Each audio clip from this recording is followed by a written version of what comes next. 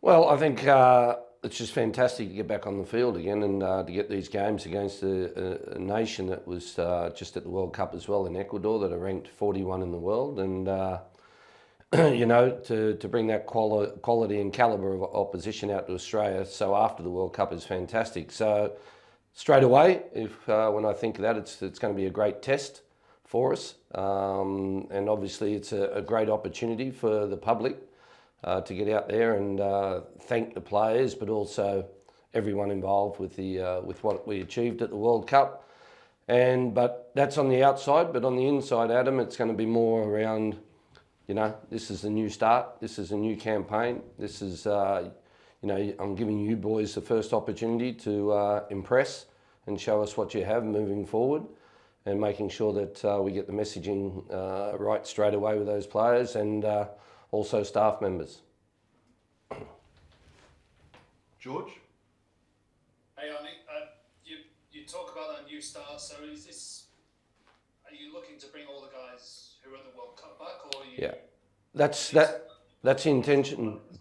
Sorry, George, that's the intention. Sorry, I left that part out. I'd like to give them first chance after what they achieved at the World Cup. We've got a long list of players, and that it will be, we're already monitoring and scouting for obviously the next campaign. But for these two games, I'm looking to bring back the boys that went to the World Cup. There will be some players that aren't here in terms of Heuristic and even Matthew Leckie, that's got a hamstring injury at the moment, so he's in doubt. Martin Boyle, of course. So, if we're short of those type of players, then I'll be looking to bring in some other players to fill those spots, as we have a quick turnaround in the two games, with the game on a Friday night here in Sydney and the one on Tuesday down in Melbourne. So on that side of it, it'll be rewarding the World Cup players, but at the same time, giving the fans a great opportunity to say thank you. And look, I have to say, Football Australia has done a fantastic thing. They're clearly understanding the interest rates and the inflation that's going on out in the general world out there, and they've cut the prices of tickets to enable people to afford to come to the games and want to come to the games to thank the boys. Vince? Arnie, how important is it, do you think, for the team to have this moment to enjoy what they've accomplished and play in front of the home fans? Because we've heard from a couple of them, the morning after the Argentina game was pretty abrupt. They had to part ways. Yeah. So have blokes not really had the chance to process it in some ways? Oh, look, I think Vince 100%. And as I said, these two games are an opportunity for the boys just to actually feel the worth of what they did for the nation. Even myself, it's, yes, I've been back in Australia for 6 or 7 weeks, but people are still patting you on the back and telling you the experiences they had during the World Cup. And you got to remember, nearly all of our boys, straight after the Argentina game, as you said, they flew back to Europe, flew back to their clubs, were straight back to work, and didn't really get an opportunity to, celebrate in a way the success. But and I know a lot of the boys were, a little bit disappointed the way we got knocked out against Argentina. So the opportunity for the boys to come back here and feel from the public, and that's what I'm appealing to, is the public to get out in numbers. And as I said, Football Australia done a great thing in cutting the prices at this moment in time, where it's difficult for a lot of families, but get out there and show the players, the fun they had, the fans at the fan sites, and help the boys enjoy these games as well. Joey? Hi, Arnie. I wanted to ask, how are you, as we head into this new cycle, how are you going to be approaching it? Because obviously I think I've seen confirmation that the Asian Cup is in about 12 months' time. Yep. And then you've got the World Cup, wherein all these players that were in Qatar will be 3.5 years older, and you went about bringing in a lot more younger players during a previous cycle. How are you approaching the next 3.5 years as you go about trying to manage this squad and get results in the short term, but also prepare them for the coming tournaments? Yeah, look, Joey, it's a good question. I think, as I said, externally, the messaging is for the fans to come and celebrate what the boys did. But day one, when the boys come into camp, they will be told they're getting the first chance to get on that clean sheet of paper of selection moving forward. They'll be explained to them how the World Cup campaign for this next campaign, how it works with 48 teams, and also our main goals, our three main goals over the next 3.5 years. And it's about achieving something more special. And I know I said right at the start of my campaign in 2018, and I got laughed at, that we will be the greatest Socceroo team in history. Well, that's going to be the main goal again. It's achieving more than what we did in Qatar as a group of players, and starting from, again, this camp in March or in a few weeks against Ecuador for the senior players and some of the younger players coming through. But also I will be watching very, very closely the Olympic team, and with Tony Vidmar, and sometimes being on board with them and being over with them to drive the same messages I drove with the Olympic team before Tokyo, that you're only one step away from being where Harry Sutter is today. And this is your journey, this is your start, and improving that Socceroo group of players with the next campaign. And so my full focus is on obviously making the World Cup, but also going to the Asian Cup and going there to win that as well. So it's all about, for me, is getting those right players right. Emma? Yeah, look, you were just talking about the under-23s team. Like, it must be a bit of an adjustment for you, having gone from coaching them and now you're sort of overseeing them. I'm just interested in how deep your involvement will be with them, because it's obviously something that's important to you, bringing those kids through. Yeah, look, Emma, last time, yes, I did the Olympic team, but there was camps that clashed with World Cup qualifiers, so I couldn't be in two places at one time, and I had the help from the junior national team coaches during with the Socceroos with the preparation and the friendlies. But this time, I've pretty much have said to Tony Vidmar, you need to focus on the under-23s. You're not second assistant to me with the Socceroos anymore. The focus, and to make those kids successful. And if you look back on nearly every Olympic campaign since the 90s, every time, and a successful campaign for the Olympics is just qualifying for the Olympics. I know, we should be going there to get medals, but I'm just saying a successful campaign is getting there and the pathway continuing for an extra year and playing against those top caliber players at the Olympics is making sure that those kids are ready. And always, probably out of each campaign, you get 7 or 8 players that go on and play 50 games plus for the Socceroos after an Olympic campaign. So it's very important that we give them the preparation that's required. The major tournaments are outside of FIFA windows, so I will be able to be there for the major tournaments. Emma, you've still got your hand up and you're unmuted. You got to follow up into. Sorry, no, all good. Go on. Happy days. Vince, again? Yeah, I just wanted to ask you about two blokes in particular. One, Graham Quoll. I know he was obviously in the World Cup squad, but will you look to bring him in for this camp, considering he seems to be still finding his feet a little bit at Hearts? Just what have you made of his start to like in Scotland? And the other one I want to ask you about seems to be following a similar path is Nestor Irankunda, who's everyone's talking about in Australian football at the moment. It's probably early for him for Socceroos, but just curious to know what you think of him as a player and what he's done in this short time for Adelaide United so far. Looks like he could be part of the next 3.5 years for you. Exactly. Fantastic, Vince. And, Garang is, at this moment, I think it's good for him to come back and be in camp and be around the boys. And, we pick up his energy a little bit. He's had a bit of a tough start at Hearts. Scottish game and the way that it's played is completely different here to Australia. So it's going to take a little bit of time for him to settle in with that and obviously learn that. I know the expectations of the kid are always very, very high. And going to Hearts, I can imagine that was exactly the same. So it's a learning process for Garang and making sure that he can deal with it, and we can be here to help him deal with it. There's obviously I could have two choices here, Vince. I could either let him go with the under-23s or bring him here with us because the under-23s will have a camp at the same time in Italy. So so I think for him to come back to us and again to be part of the Socceroos squad that did well at the World Cup and give him one of the first chances is important for him as well.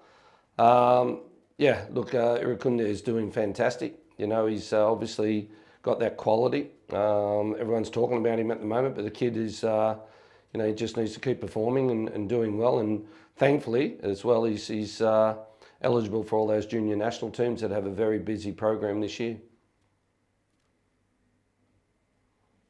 Marco? Hey, Andy, you mentioned Harry Sutter before. How impressed have you been with his start in the, what's the name, Premier League? Mate, it's just nearly brings a tear to your eye, Marco. I'll be honest, when you see him walk out, third in line all the time, captain, goalkeeper, and there's Harry Sutter walking out for Leicester City onto the stadium, and you know, seeing him, because he's such a wonderful. Forget the player side. It's just a wonderful person, and you know, obviously he does great for us, and it's great to see him at Leicester. And I think his start has been fantastic. They've had they had a couple of good results. The games that beaten Tottenham and that people probably didn't expect them to win. They had two tough ones, against Liverpool and Arsenal, and obviously they didn't win those ones. But he would have taken a lot from that, and I think Brendan Rodgers is very happy with Harry at this moment in time. And I saw a thing Harry did with Mark Schwarzer on Optus and the training facility at Leicester, and the smile on his face all the time. He's in a great space at the moment, and be looking forward to seeing him again. Marco, follow up? Oh yeah, g'day Andy. Again, just on, sorry. G'day Marco. G'day Marco again. You mentioned how he wouldn't be one of the assistants anymore. Who's maybe in line to come into that, and will that new person be part of this March games? Well, I think I've got a little bit of time to decide on that, because it is a big role, Marco. A second assistant is very important, that they have a great connection with the players, and they're more of a mate to the players, and obviously we're more of a father figure as coaches. But I'll take my time with that one. The most important thing is Rene Molenstein. Should be done in the next few days, and he will stay on for another campaign. Rene's always been a fantastic support, and he's got great knowledge and everything of the game. And it's quite simple when you work with Rene to see why Manchester United was so successful when he was there with Sir Alex Ferguson, because of his knowledge, but also his calmness on the bench compared to me. So we make a good team like that. Tom, which I assume is Smithies. A bit of luck, it's still echoing. Yeah. I am still here. Arnie, after every World Cup, there's usually a bunch of retirements. Are you expecting any after these games, and/or are there players you may have to put out to pasture? Look, I think at this moment there's probably one retirement for sure, and that's Danny Vukovic. I spoke to him the other night, and Danny's he rang me to say that in fantastic gesture. I told him that he can come and do these games, but he said, "Nah, look, Arnie, I've had my career with the Socceroos, and he's retired. He wants to leave now. He wants to give the opportunity this March window to bring in a younger keeper so we can get started straight away in the goalkeeping department." So Danny at the moment is the only one that's retired. The rest I've spoken to of about one step at a time. Most of the older boys, or pretty much all of them, are at 31 years of age. You saw what Lionel Messi did at the World Cup, 36. You saw what Oliver Giroud did at the World Cup. He was 36. And, with the right blend of players in and around those older players, then they can do it. And it's important that you have some of those older players around because of their leadership. So I've just had conversations with all of them about one step at a time. And that one step is this year, then the Asian Cup. And our World Cup qualifiers start in November. So it's about making sure we get a good start there straight away in the Asian Cup, and then we can have another conversation after the Asian Cup, or if before the Asian Cup they're not in form, or they're injured, and things aren't going well for that individual, then like I've always done. I'll have a individual conversation with that person and let them make the decision rather than me make the decision for them.